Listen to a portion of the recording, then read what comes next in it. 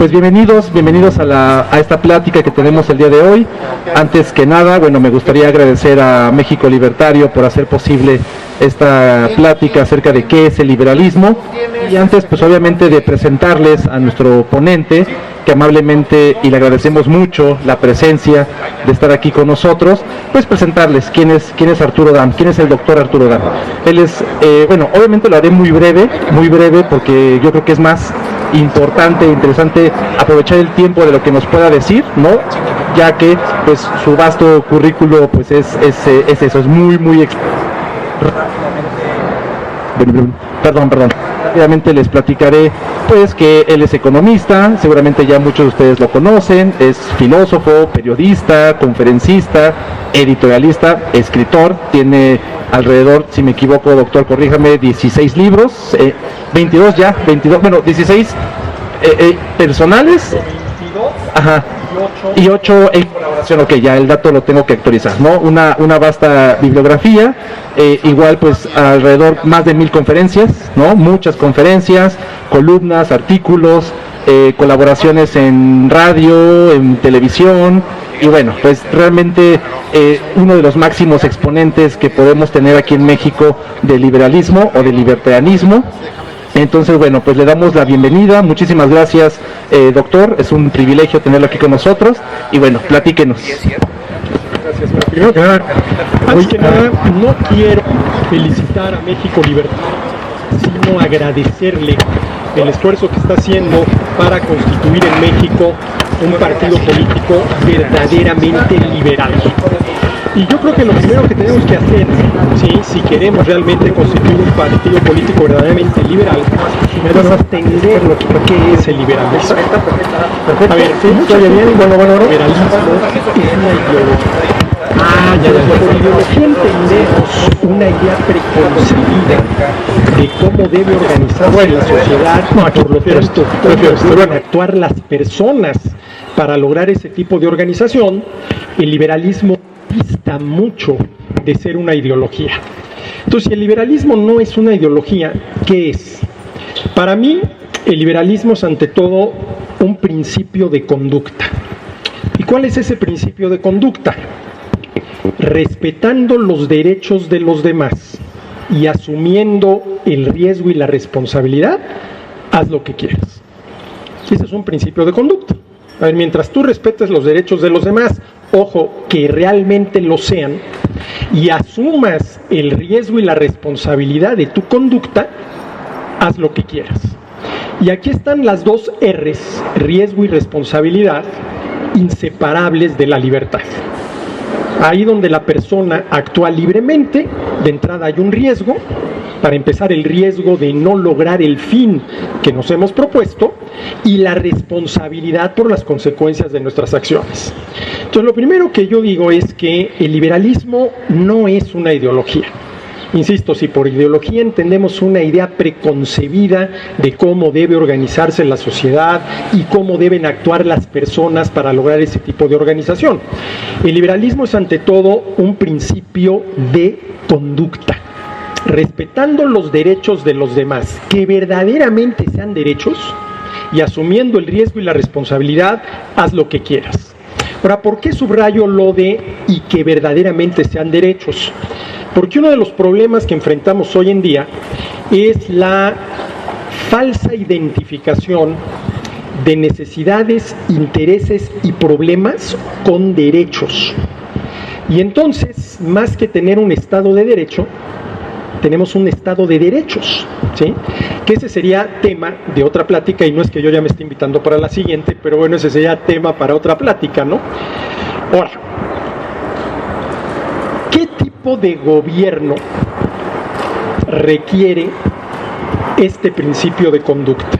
Respetando los derechos de los demás y asumiendo el riesgo y la responsabilidad, haz lo que quieras.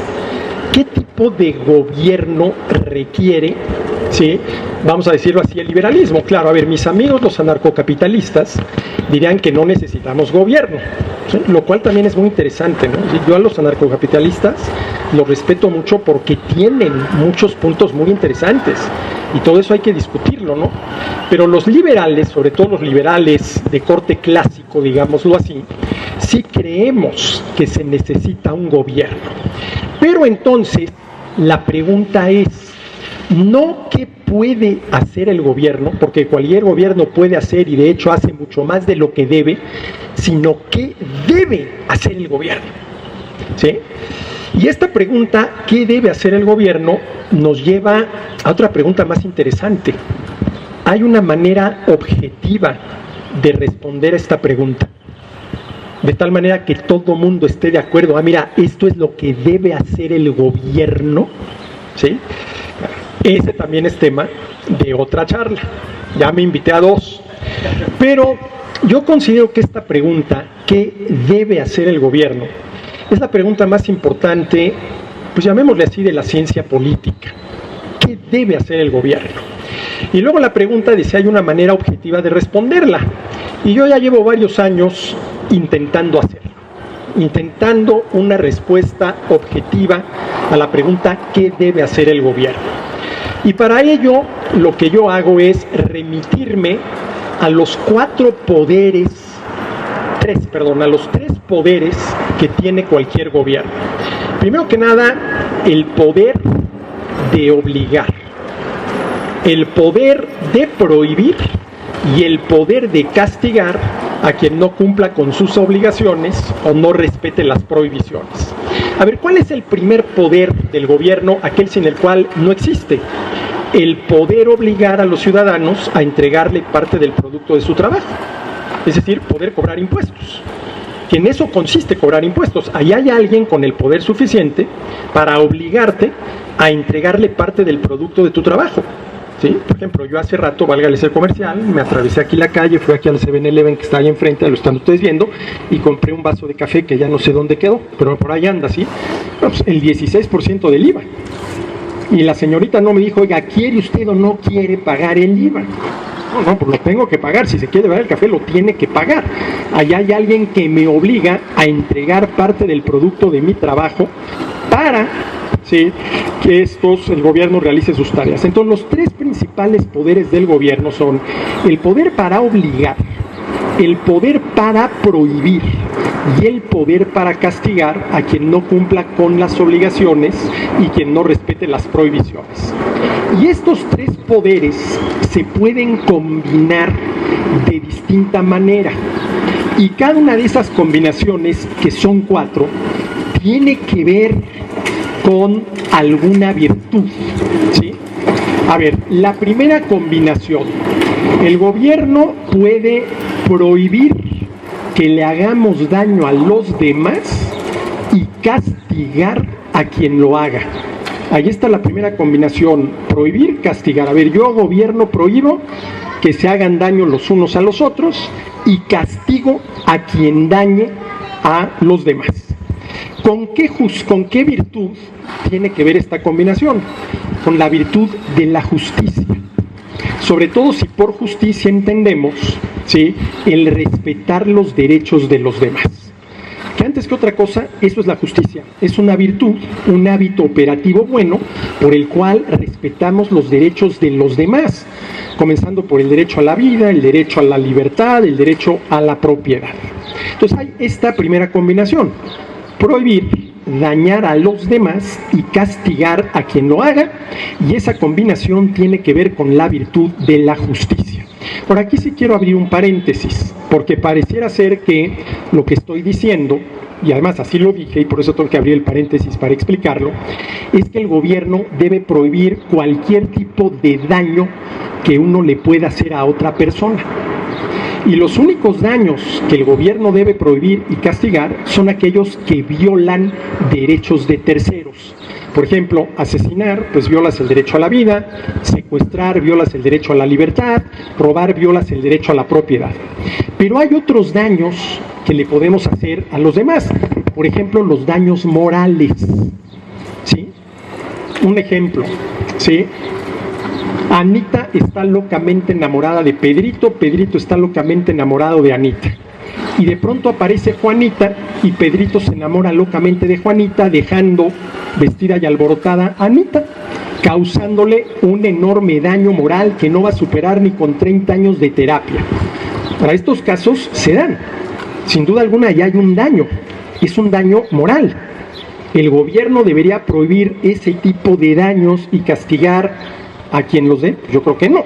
Entonces, ¿cuáles son los daños, vamos a decirlo así, que el gobierno debe prohibir? Los que suponen violación de derechos. Entonces, ahí está la primera combinación. Prohibir que violemos los derechos de los demás y castigar a quien lo haga. Y esta combinación tiene que ver con esa virtud, que es la virtud de la justicia. Bueno, la segunda combinación, prohibir que nos hagamos daño a nosotros mismos y castigar a quien se lo haga. Ya no es prohibir violar los derechos de los demás, es prohibirte hacerte daño a ti mismo. ¿Cómo? Pues es que tú comes garnachas en exceso y te estás haciendo daño, y entonces yo te lo prohíbo, ¿sí? Más de 3 sopecitos de almuerzo, no. Si te comes el cuarto ya te estás haciendo daño a ti mismo y por tu propio bien yo te lo prohíbo. Bueno, ahí tenemos la segunda combinación de prohibir, ¿sí? Y castigar. Te prohíbo que te hagas daño a ti mismo y si te lo haces, te castigo. Y esta combinación tiene que ver con la virtud de la prudencia. Sobre todo si por prudencia entendemos esa virtud por la cual cuidamos de nosotros mismos. Y en concreto, con la prudencia en sentido negativo. ¿Sí? No te hagas daño a ti mismo. Esto tiene que ver con esta virtud de la prudencia. A ver, para entender así la virtud de la prudencia, oye, ya viene el examen, ¿no sería prudente que te pongas a estudiar? Oye, estás fumando demasiado, ¿no sería prudente que le bajes? Oye, estás sobrepasado de peso, ¿no sería prudente que te pusieras a dieta y empezaras a hacer ejercicio? Todo esto, estudiar, bajarle a la fumadera, ponerse a dieta si uno tiene sobrepeso, hacer ejercicio, pues repercute en el bienestar de cada quien. Entonces ahí tenemos la segunda combinación de prohibir y castigar, que tiene que ver con la prudencia en sentido positivo. Tercera posible combinación de estos 3 poderes del gobierno: obligar a hacerle bien a los demás. Es la combinación: obligar a hacerle el bien a los demás. Y esto tiene que ver con la virtud de la beneficencia. La beneficencia es esa virtud por la cual le hacemos el bien a los demás, con lo cual yo estoy totalmente de acuerdo cuando es voluntario, no cuando se te obliga a hacerlo. ¿Sí? ¿Se le debe a las personas obligar a hacerle el bien a los demás? Si a mí me preguntan, no, de ninguna manera. Eso tiene que ser voluntario. Y déjenme ponerles, ¿sí?, un ejemplo de esto que me sucedió hace muchos años en una clase en la Facultad de Derecho de la Universidad Panamericana, donde doy clases. Estaba yo dando clases, estaba yo hablando de este tema, y yo decía que pues, a la persona no se le debe obligar a ayudar a los demás. Y de pronto se levanta un alumno y me dice: profesor, perdóneme, pero en eso está usted equivocado. Sí hay que obligar a las personas a ayudar a los demás, porque si no nadie ayudaría a nadie, lo cual no es cierto, porque hay mucha gente que ayuda voluntariamente a los demás. Afortunadamente, esa semana en la Universidad Panamericana estaba la jornada de donación altruista de sangre. Una vez al semestre llega la gente, realmente no sé de qué dependencia sean, ¿sí?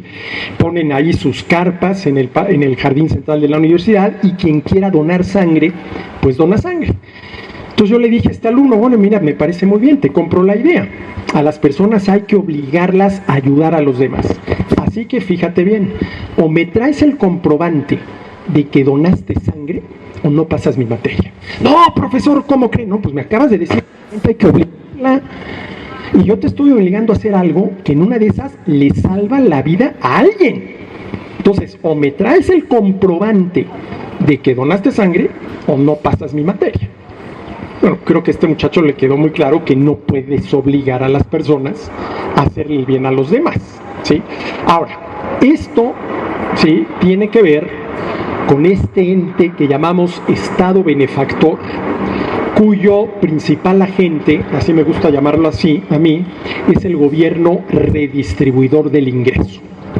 A ver, ¿qué es el ingreso? El ingreso es el producto del trabajo de cada quien. ¿Qué supone redistribuir el ingreso? Que el gobierno le quita a Pedro parte del producto de su trabajo, de su ingreso, para darle a Juan algo que no le corresponde porque no es producto de su trabajo. ¿Sí? Y esto tiene que ver con esta tercera posibilidad de combinar los poderes del gobierno. Yo, gobierno, te obligo a ayudar a los demás. Ahora, aquí hay una cosa muy interesante.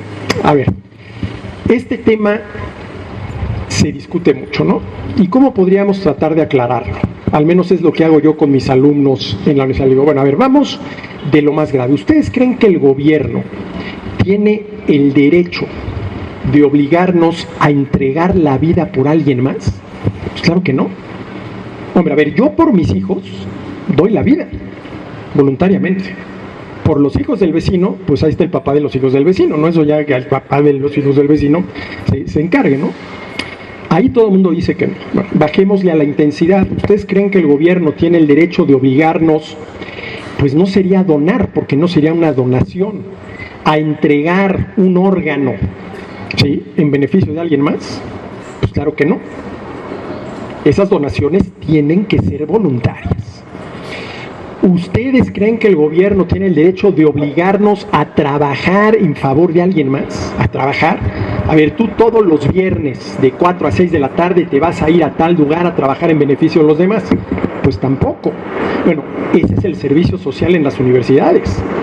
Eso yo se los digo a mis alumnos. Yo estoy esperando que entre ustedes surja un Espartaco que se rebele en contra de la esclavitud. Ah, profesores, que usted está en contra de que el servicio social... No. Estoy en contra de la obligatoriedad, no de que ayudemos a los demás. Y ojalá nos ayudáramos mucho más de lo que nos ayudamos, pero voluntariamente.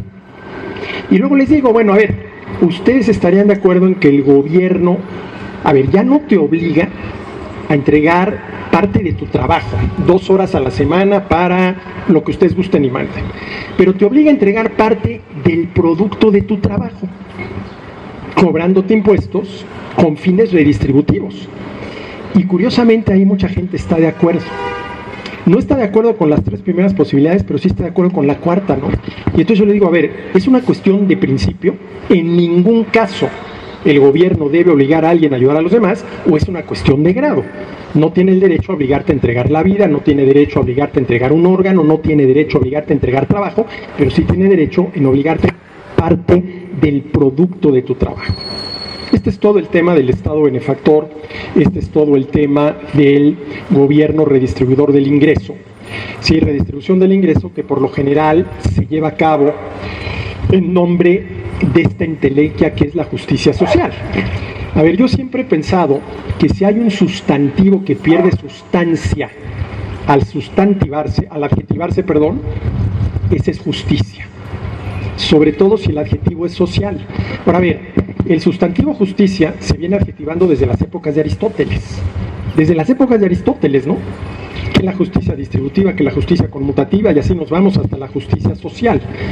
Pero la justicia, si es la virtud por medio de la cual respetamos los derechos de los demás, y antes que otra cosa eso es la justicia, pues ¿qué adjetivo le pones? No acepta ningún adjetivo, ¿no? Ahora, cuando se habla de justicia social, recuerdo esta expresión que dio Walter Williams, un economista estadounidense recientemente fallecido, que me parece genial. Dice, a ver, te voy a dar mi definición de justicia social. Yo me quedo con el producto de mi trabajo, tú te quedas con el producto del tuyo. ¿No estás de acuerdo? Entonces dime, ¿qué porcentaje de mi trabajo te corresponde y por qué? Y entonces ahí habría que ver quién es el valiente que responde. Porque, a ver, vamos a suponer que yo les digo, miren, a mí me corresponde parte del producto de su trabajo porque quiero organizar con mis cuates un fin de semana en Las Vegas, a ver si nos pasa lo que les pasó a aquellos que se fueron a una despedida de solteros a Las Vegas y acabaron con un tigre en la bañera del baño del hotel. Si nos pasa eso, pues ¿qué me dirían ustedes? No, espérame, ese no es una justificación para que tú pretendas tener derecho sobre parte del producto de nuestro trabajo, irte de reventón con tus cuates a Las Vegas.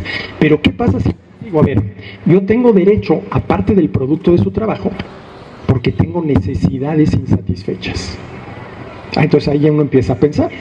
Pero entonces la pregunta es, ¿las necesidades insatisfechas de alguien, quien sea, le dan derecho, aparte del producto del trabajo de alguien más? Pues no. ¿Sí? Entonces el tema de la justicia social. ¿Sí? La cuarta posibilidad para combinar estos poderes del gobierno, obligarte a hacerte el bien a ti mismo. ¿Sí? Oye, a ver, a ti te haría bien media hora de ejercicio físico todos los días. Así que o la haces en tu propio bien o te castigo. ¿Sí? Bueno, aquí tenemos el tema de la prudencia en sentido positivo. La prudencia es esa virtud por la cual cuidamos de nosotros mismos haciéndonos el bien, por ejemplo, haciendo ejercicio. ¿Sí? Entonces aquí tenemos las 4 maneras de combinar los 3 poderes del gobierno. La primera, prohibir violar los derechos de los demás y castigar a quien lo haga, tiene que ver con la justicia. Prohibir hacerte daño a ti mismo y castigarte si te lo haces, tiene que ver con la prudencia en sentido negativo, no te hagas daño. ¿Sí? Obligarte a hacerle el bien a los demás, tiene que ver con la virtud de la beneficencia. Y la cuarta, ¿sí? Obligarte a hacerte el bien a ti mismo tiene que ver con la prudencia en sentido positivo. ¿Sí? Ahora, ¿cuál sería la pregunta? De todas estas virtudes, que son 3, justicia, prudencia y beneficencia, ¿cuáles son las que el gobierno debe exigir?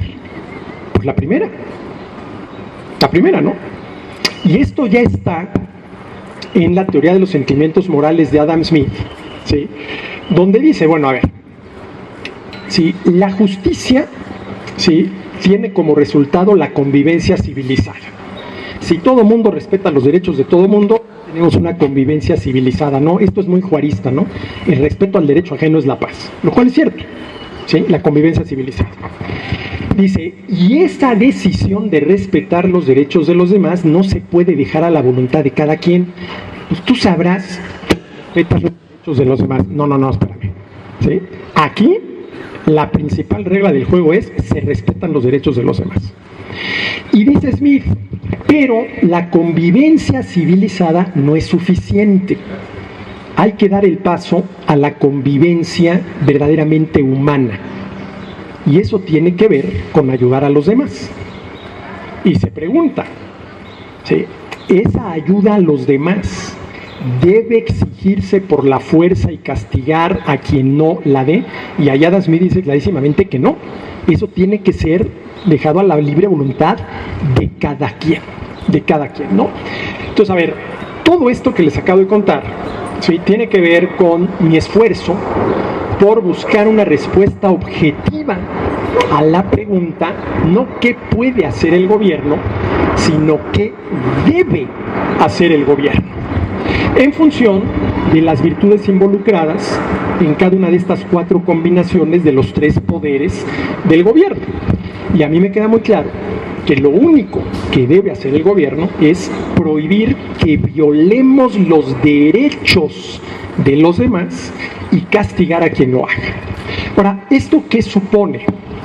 Esto es lo que va con la definición de liberalismo como un principio de conducta, respetando los derechos de los demás, que verdaderamente sean derechos, y asumiendo el riesgo y la responsabilidad, haz lo que quieras. ¿Y saben cuándo se me ocurrió esta definición de liberalismo? Un día que me estaba acordando de aquella famosa frase de San Agustín. Una de las frases más famosas de San Agustín es: ama y haz lo que quieras. Porque se supone que si verdaderamente amas, no vas a hacer daño, y entonces si no vas a hacer daño, pues haz lo que quieras. Y de ahí dije yo, no, pues mira, respetando los derechos de los demás y asumiendo el riesgo y la responsabilidad, haz lo que quieras, lo que te dé la gana en pleno ejercicio de tu libertad, ¿sí? De tu libertad. Ahora, esto un poquito más en concreto, ¿qué supone? ¿Sí? Primero, que el gobierno debe prohibir violar los derechos de los demás. Esa es tarea del legislativo. Segundo, prevenir hasta donde es humanamente posible la violación de los derechos de los demás, prevención que siempre deja muchísimo que desear. ¿Sí? Tercero, castigar a quien viole los derechos de los demás. Y cuarto, obligarlo, cuando es posible, porque no siempre lo es, a resarcir a la víctima. A mí me parece que estas 4 funciones del gobierno van con la definición del liberalismo como respetando los derechos de los demás y asumiendo el riesgo y la responsabilidad. Haz lo que quieras, ¿sí? Ahora, qué lejos estamos en México y en todos lados de tener, vamos a decirlo así, un esquema legal verdaderamente liberal. Y quiero compartir con ustedes también una inquietud que traigo ya desde hace tiempo, que tiene que ver ya no tanto con la libertad individual, sino con la propiedad privada. Porque hoy en día las principales agresiones en contra de la libertad individual, sobre todo en países socialdemócratas, no se da directamente en contra de la libertad, sino en contra de la libertad a través de las agresiones en contra de la propiedad privada. ¿Por qué? Porque, a ver, la propiedad privada es la condición de posibilidad del ejercicio de la libertad individual. ¿Sí? Les pongo un ejemplo. Supongan ustedes un país en el cual no le está prohibida a la gente dedicarse a la actividad económica que le dé la gana, y cuando no sea una actividad delictiva por su propia naturaleza. Mira, yo me dedico al secuestro, ¿no? Una actividad, ¿sí? Pues tú dirías, oye, es que en este país el derecho a la libertad individual está plenamente reconocido, puntualmente definido y jurídicamente garantizado. ¿De acuerdo? Vale. Pero vamos a suponer que en ese mismo país está prohibido cualquier tipo de propiedad privada sobre los medios de producción. De tal manera que formalmente yo tengo la libertad para dedicarme, si me diera la gana, a la carpintería y poner un taller de carpintería, etcétera, etcétera. Pero como no puedo tener en propiedad privada ni un martillo, que es parte de las herramientas indispensables para hacer el oficio de carpintero, ¿de qué me sirve la libertad formal? Libertad individual y propiedad privada son 2 caras de la misma moneda. En la misma medida que limitas la segunda, la propiedad privada, estás limitando la primera, ¿sí? ¿Y cuál es una manera de limitar la propiedad privada? A través del cobro de impuestos con fines redistributivos. Quitarle a Pedro lo que por ser producto de su trabajo es de Pedro, parte de su ingreso, para darle a Juan lo que por no ser producto de su trabajo, simple y sencillamente no es de Juan, ¿sí? Bueno, y a partir de esto, y ya para irme acercando, quiero compartir con ustedes, déjenme abrirlo, para que no quede nada más en la crítica, algo que yo llamé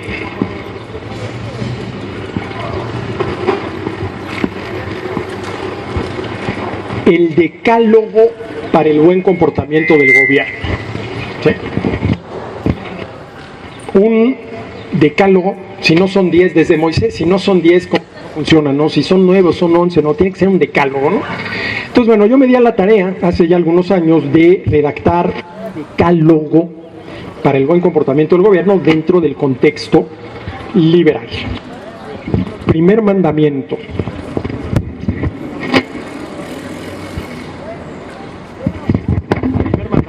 Reconocerás plenamente, definirás puntualmente y garantizarás jurídicamente los derechos de la persona a la vida, la libertad y la propiedad. Aceptarás que esos derechos, muy importante, son anteriores y superiores al Estado, a sus leyes y a sus gobiernos, cuya única tarea, ¿sí?, es reconocerlos plenamente, definirlos puntualmente y garantizarlos jurídicamente. ¿Sí? 2. Respetarás como límite de tus acciones la vida, la libertad y la propiedad de las personas. 3. Cobrarás únicamente el impuesto, no los impuestos, el impuesto necesario para, con honestidad y eficacia, prohibir que se violen derechos, prevenir que se violen, castigar al violador y obligarlo a resarcir a la víctima. 4. Reconocerás que lo propio del ser humano es estar gobernado por leyes, no por hombres. Hombre, por más que sean los hombres quienes hacen las leyes, ¿no? Pero a ver, ¿qué gobierna un partido de fútbol? Y fíjense cómo lo pregunto, ¿qué? No quién. Pues ¿qué gobierna un partido de fútbol? El reglamento, la ley. ¿Y qué hace el árbitro? Vigilar que se respete la ley y castigar a quien la... Bueno. 5. Aceptarás que la primera y más importante tarea de las leyes es imponer un límite a tus acciones, límite dado por los derechos de los demás y cuyo respeto aceptarás como una obligación moral. 6. Crearás un Estado de Derecho que es el gobierno de las leyes justas, siendo tales las que reconocen plenamente, definen puntualmente y garantizan jurídicamente los derechos de la persona a la vida, la libertad y la propiedad. 7. Aceptarás que, salvo el caso de la seguridad en contra de la delincuencia y de la impartición de justicia, el combate contra todos los otros males y la lucha a favor de todos los otros bienes es responsabilidad de cada quien. Porque miren, tenemos a gobiernos que garantizan derechos, pero también defienden intereses, también satisfacen necesidades y hasta resuelven problemas. ¿Sí? ¿Cuántas veces no escuchamos a los políticos en campañas? Es que yo estoy aquí para, de ser electo por ustedes, resolverles sus problemas. Oiga, pues fíjese que yo tengo un problema con mi suegra. ¿No? 8. Aceptarás que tus acciones deben ser neutrales, sin conceder privilegios a favor de unos y por ello imponer coerciones en contra de otros, tal y como sucede cada vez, por ejemplo, que redistribuyes el ingreso, quitándole a unos para darle a otros. Ahora, a ver, aquí tenemos un gravísimo problema. Hoy, y ya desde hace décadas, puede ser que siglos, gobernar es sinónimo de redistribuir el ingreso. A ver, 2/3 partes del presupuesto de egresos de la Federación es el llamado social, redistribución del ingreso. A ver, ¿qué posibilidades creen ustedes que tenga de ganar un candidato que diga, a ver, señores, si ustedes me eligen, yo me comprometo, ¿sí?, a prohibir que se violen derechos de los demás, entrándole a toda la discusión de qué son derechos? Segundo, prevenir hasta donde es humanamente posible que se violen derechos. Castigar a quien viole derechos y obligarlo a resarcir a su víctima. ¿Qué posibilidades tiene alguien que promete estas 4 cosas de ganar una elección hoy en día? No, yo les prometo a ustedes que si soy electo mañana en ese terreno baldío vamos a tener el deportivo que tanta falta le hace a nuestros jóvenes y aquí vamos a tener... ¿sí? Ya no se trata de garantizar derechos, sino de satisfacer necesidades. Y yo les pido a ustedes, empresarios, que si me eligen inmediatamente prohíbo la importación de los productos que están compitiendo con ustedes, atentando en contra de los empleos de mexicanos. Defender intereses, el interés que todo productor tiene, pues de tener la menor competencia posible, ¿no? ¿Sí?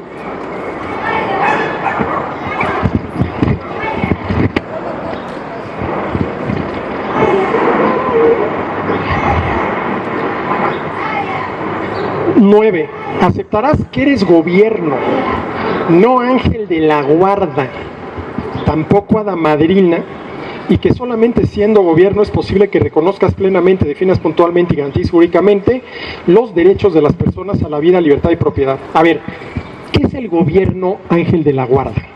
El que pretende, como se supone que pretenden los ángeles de la guarda, preservarnos de todos los males. Ángel de mi guarda, mi dulce compañía, no me desampares ni de noche ni de día, y ahí nos seguimos, ¿no? Inclusive de los que te puedes hacer a ti mismo. Y entonces por eso te prohíbo, por ejemplo, el consumo de determinadas sustancias que sí son nocivas, porque al final de cuentas son tu responsabilidad, asumiendo el riesgo y la responsabilidad. ¿Y qué es el gobierno hada madrina? Pues el gobierno que pretende, como se supone que pretenden las hadas madrinas, concedernos todos los bienes, desde la cuna hasta la tumba. ¿Sí? Y ese es uno de los problemas que tenemos. ¿Sí? Ustedes cuando oigan hablar a un candidato, y a ver, aquí en función de qué está hablando. Mira, esto es una propuesta propia del gobierno Ángel de la Guarda. ¿Para cuál es el problema con el gobierno Ángel de la Guarda? Que viola las libertades individuales. Porque mira, yo por tu bien te prohíbo que consumas esto, por tu bien. Estás violando la libertad individual. ¿Y cuál es el problema con el gobierno hada madrina? Que si yo, gobierno hada madrina, a ti te voy a dar desde la cuna hasta la tumba, eso que te voy a dar, previamente se lo tuve que haber quitado. No hay otra forma. Aquí hay que tener muy claro, ningún gobierno es capaz de darle todo a todos. Por lo tanto, solamente le da algo a algunos. Y ese algo que a algunos le da, previamente se lo quitó alguien más, con un inconveniente adicional, que el gobierno regresa lo que quitó, porque como el gobierno cobra por quitar y dar, siempre regresa menos de lo que quitó. Oye, ¿cómo que el gobierno cobra por quitar y dar? A ver, la Secretaría del Bienestar, pues es la Secretaría que da. Todos los que trabajan en la Secretaría del Bienestar, del secretario para abajo, ¿cobran o no cobran? Pues sí, eso dan. ¿Quién quita? El Servicio de Administración Tributaria. Todos los que trabajan en el SAT, ¿cobran o no cobran? Pues claro que cobran, ¿no? ¿Sí? ¿Cuánto nos cuesta el gobierno? ¿Sí? Y décimo, ¿sí? No me aparece el décimo. Voy a ponerlo así. Ahí está. Décimo mandamiento: aceptarás que lo único que justifica tu existencia, así como el cobro de impuestos, ¿sí?, la prohibición de determinadas acciones y la imposición de castigos, es la defensa de los derechos de la persona a la vida, la libertad y la propiedad. Bueno, pues ahí está el decálogo, sí, del cual obviamente estamos muy lejos, ¿no? Estamos muy lejos porque, además de ser gobierno, hoy cualquier gobierno pretende ser desde Ángel de la Guarda hasta hada madrina, ¿no? Y ahí sí ya se empiezan a violar los derechos de las personas, a la libertad individual en el caso del gobierno Ángel de la Guarda, a la propiedad privada en el caso del gobierno hada madrina, ¿sí? Y bueno, pues simple y sencillamente tenemos, ¿sí?, un gobierno que hace mucho más de lo que debe, un gobierno que no corresponde al liberalismo definido como respetando los derechos de los demás y asumiendo el riesgo y la responsabilidad. Haz lo que quieras, ¿sí? Haz lo que quieras. Y bueno, pues así nos va. Yo agradezco muchísimo nuevamente a México Libertario, ¿sí?, el esfuerzo que está haciendo por constituir en este país un partido libertario, que mucha falta nos hace, porque tal y como yo veo las cosas, en este país cualquier partido político se ubica de la socialdemocracia, que anda más o menos en el centro, hacia la izquierda. Y cuando se dicen a la derecha, pues también ahí van en contra sobre todo de la libertad individual, ¿no? ¿Sí? Muchísimas gracias. Gracias.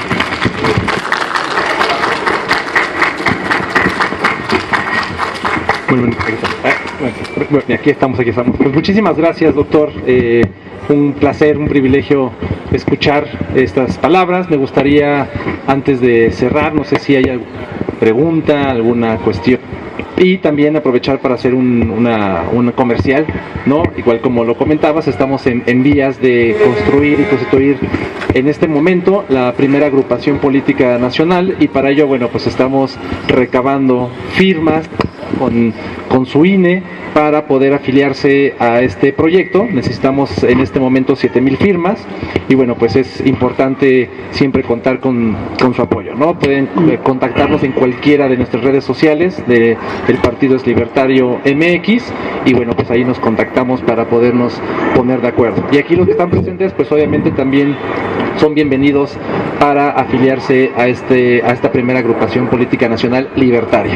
Y además, bueno, constituir una agrupación política es el primer paso para posteriormente tener un partido político, ¿no? Exactamente. Y nuevamente yo no los felicito, les agradezco muchísimo este esfuerzo. Al contrario, doctor. Y sí los felicito, obviamente, ¿no? Pero más que felicitarlos es agradecimiento. Perfecto, muy bien. Pues bien, si han quedado perfectamente claras. Ahí tenemos una pregunta. Voy para allá.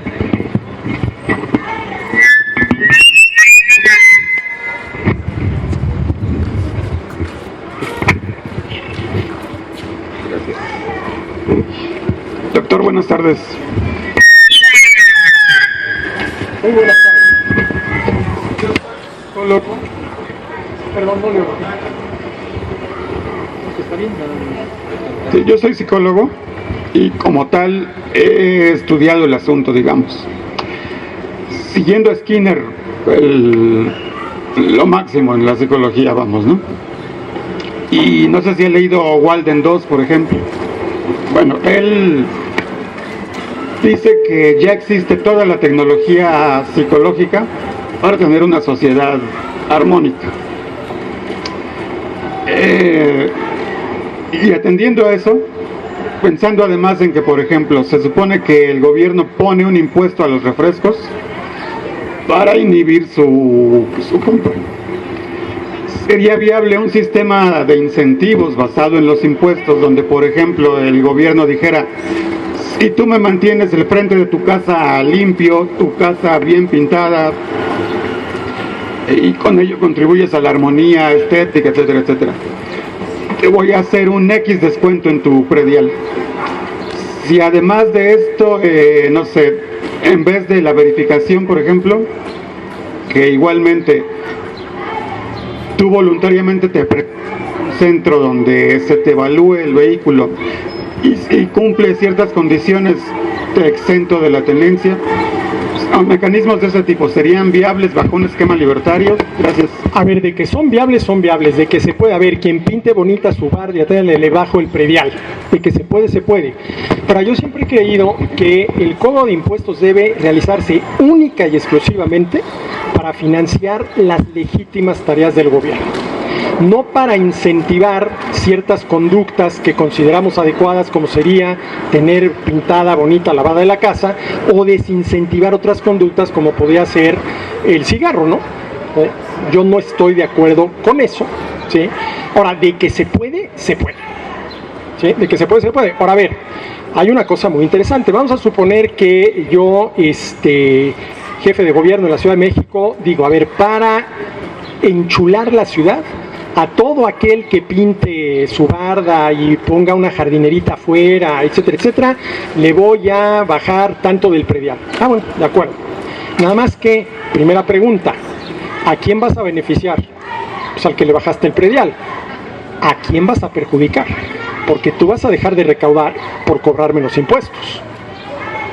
Y si recaudas menos, pues primero, o recortas gasto en la misma proporción en que estás recaudando menos y entonces ya afectaste a aquel a favor de quien estabas gastando, o tienes que compensar esa menor recaudación con una recaudación mayor en algún otro impuesto, ¿no? Entonces, ese tipo de cosas, por ejemplo, cuando digo, bueno, vamos a terminar con la tenencia en todo el país, bueno, de acuerdo, ¿sí? ¿Cuánto va a costar? ¿Quién va a pagar? ¿A quién beneficias y a quién perjudicas? Por eso, cuando ustedes oigan a un político que diga, no, es que si ustedes votan por mí, en el 2036 vuelve la Olimpiada a México. Vuelve la Olimpiada a México, ¿de acuerdo? ¿Cuánto va a costar? ¿Quién lo va a pagar? ¿Sí? ¿A quién se va a beneficiar y a quién se va a perjudicar, no? Esas son las propuestas, vamos a decirlo así, responsables de cualquier gobierno. A ver, vamos a suponer, queridos señores, si yo llego a la presidencia, bajo el IVA del 16 al 10%, la tasa a la cual originalmente se cobró a finales de los 70 cuando se sustituyó al ISAN. ¿De acuerdo? Primera pregunta, ¿sí? ¿A quién vas a beneficiar? Bueno, pues a todos los que ahora pagamos el 16, pagaremos el 10. ¿A quién vas a perjudicar? Oye, ¿por qué tendrías que perjudicar a alguien si estás bajando un impuesto? Sí, pero vas a recaudar menos. Entonces, si recaudas menos, una de dos: o recortas ciertos gastos y entonces ahí ya estás perjudicando a alguien, o compensas esa reducción en el IVA con algún otro nuevo impuesto, con un impuesto a tasa más elevada o con deuda. ¿Sí? Con deuda. Entonces, a ver, yo lo que siempre he dicho es, los impuestos deben destinarse a financiar las legítimas tareas del gobierno. Ahora, ¿cuáles son las legítimas tareas del gobierno? Pues tiene que ver con la pregunta esa de no qué puede, sino qué debe hacer el gobierno, y pues más o menos intenté aquí dar una primera respuesta al tema. ¿Sí? Esa sería mi respuesta, y perdón, pero yo así de Skinner y de Walden 2, ahí sí, hombre, sé quiénes son, pero no los he leído, mucho menos estudiado. Gracias. Gracias.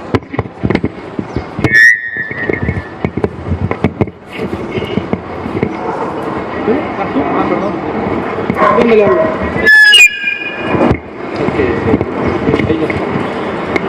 Hola doctor Arturo, buenas tardes. Tengo dos preguntas. La primera más complicada que la segunda. ¿Qué conexión hay entre este estado, no sé si decirle benefactor de Andrés Manuel López Obrador y su asistencialismo, los programas sociales, con la inflación que estamos viendo y la alza de los precios? Primero. Y segundo, ¿qué nivel de liberalismo o libertad, porque son conceptos que no manejo también, qué nivel de liberalismo podemos manejar en México y a qué plazo, considerando que hay un minarquismo, un liberalismo clásico, un anarcocapitalismo, que yo lo veo como muy difícil, ¿no? Esas serían mis dos preguntas, doctor. Muchas gracias. Muy interesante saber conmigo la segunda, según pero es la difícil. ¿Qué grado de liberalismo? Bueno, a ver, yo creo que el liberalismo no tiene grados. Eso no es. ¿Sí? Eso no es. Ya las distintas dimensiones, ¿no?, de lo que podemos llamar libertarianismo, bueno, ese es otro, pero el liberalismo, si por ello entendemos, a ver, respetando los derechos de los demás, asumiendo riesgos, haz lo que quieras, eso no tiene grado, eso es o no es, ¿no? Bueno, ahora a ver, el tema de la inflación, a ver, hay quienes dicen, ¿sí?, el que el gobierno de López Obrador esté dando dinero en efectivo a ciertos grupos de personas, pues hacen que estos grupos de personas demanden más bienes y servicios de lo que demandarían si no lo recibieran, y eso puede generar presiones inflacionarias. Bueno, hasta cierto punto sí, ¿sí? Pero ojo, ninguna persona demandando el doble de jitomate de una semana para la otra, sí, genera inflación. Puede generar presiones inflacionarias, pero la inflación entendida como el aumento, no en el precio del jitomate, o para poner el típico hoy en día del aguacate, sino en el índice nacional de precios al consumidor, es responsabilidad del Banco Central, del Banco de México. Ahí sí no hay de otra, ¿no? Ahí sí no hay de otra, y tiene que ver con la cantidad de dinero que se está intercambiando en la economía, que ha venido aumentando, a ver, en el último año prácticamente un 17%. Y eso no tenemos la culpa, ni tú, ni yo, ni nadie de los que estamos aquí, ni doña Chonita comprando jitomates en el mercado. Esa es una responsabilidad del Banco de México, ¿no? Pero sí es curioso porque esta pregunta me la han hecho ya un par de veces, ¿no? A ver, ¿hasta qué punto los programas asistencialistas que consisten en darle dinero a la gente para que compre más son los culpables, o por lo menos, ¿sí?, uno de los culpables del repunte en la inflación? ¿Sí? A ver, eso puede generar presiones inflacionarias, pero no necesariamente inflación. Ahora, ¿qué es una presión inflacionaria? ¿Qué es la inflación? Eso ya nos llevaría más tiempo. Pero vamos a ver una cosa muy interesante. A ver, ¿de dónde saca López Obrador ese dinero? A ver, te lo quita a ti para dárselo a ella. Entonces, ella está gastando más, pero tú estás gastando menos.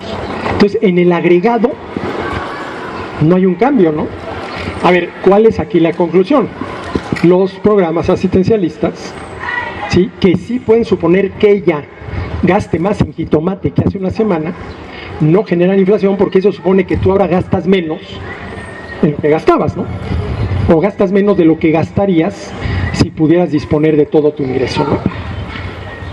Tercera invitación a explicar este tema de la inflación, ¿no? Que sí, es un tema fascinante. A ver, el tema de la inflación, como todo lo relacionado con el dinero, es un tema fascinante. A ver, nada más un punto.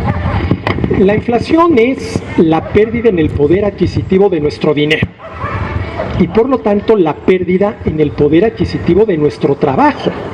Porque a ver, si mi trabajo me lo pagan con dinero, y seguramente es lo que sucede con todos los que estamos aquí, si el dinero pierde poder adquisitivo, lo que está perdiendo poder adquisitivo es mi trabajo.